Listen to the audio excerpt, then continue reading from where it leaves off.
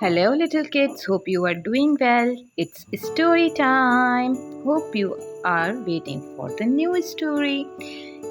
The story is about saving the old apple tree. Let's begin with our story. This is a story to teach your child good behaviors. Okay, let's begin. Once upon a time, there was an old apple tree in the middle of a village, deep in the heart of the French countryside. The children of the village loved to play around the tree and pick the tasty red apples. The adults of the village remembered playing around the tree when they were young. Everyone in the village loved the tree and enjoyed the fruit it produced every year.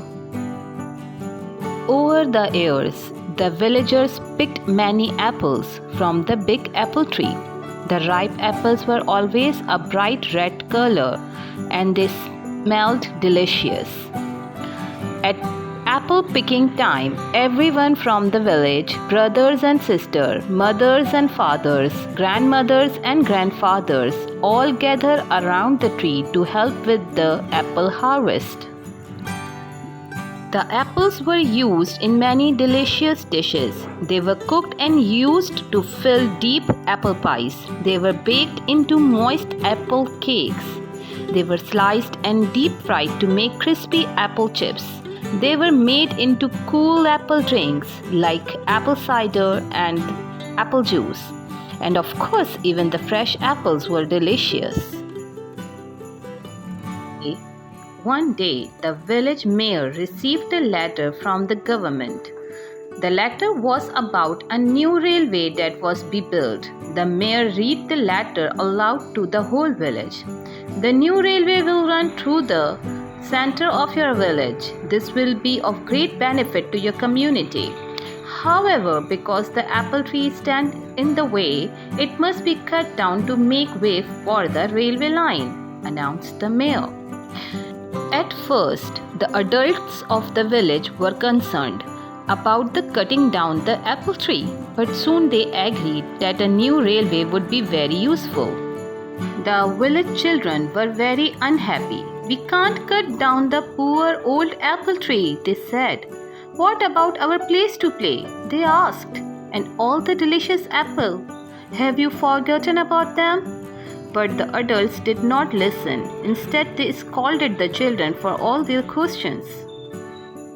The adults thought only of the improvement that the new railway would bring to the village. They forgot all the benefits that the apple tree had brought to the village over the years. They rushed away to collect swords and axes from their homes. Then they all gathered around the apple tree, ready to chop it down. Meanwhile, the children of the village were also gathered together. They were all very sad at the thought of losing the apple tree they loved so much.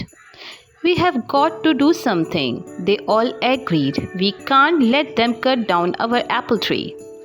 But what could they do? The children thought for a while. Then one of them had an idea. "We often replant flowers in the garden. We use spoons to scoop up the soil. Maybe we could replant the apple tree that way too." Children quickly gathered all the kitchen spoons and ladles they could find.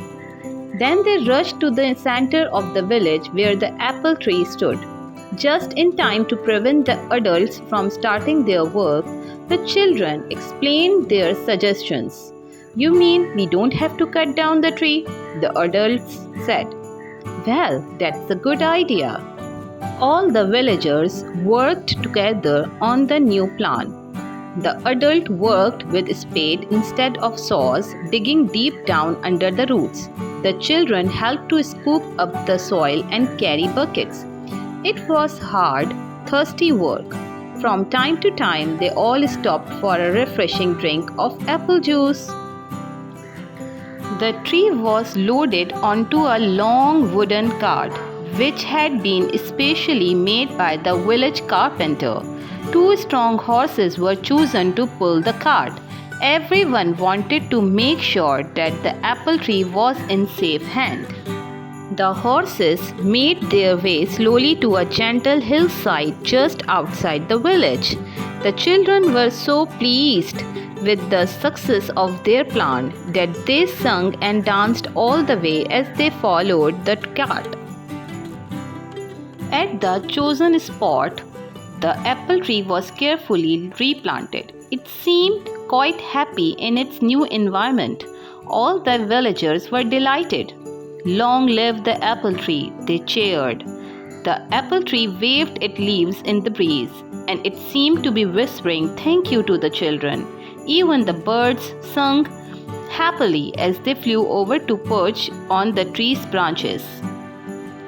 It has now been a year since the apple tree was replanted.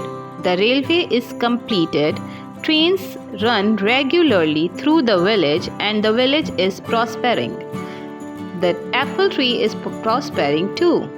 This year it has produced just as many apples as in previous years. The children still play around the tree just as they used to.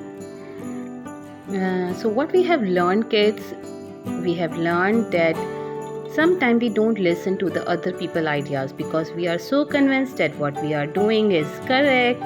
So if someone is sharing their idea, even if they are kids, must listen to them. Okay, hope you have enjoyed this story. Bye bye.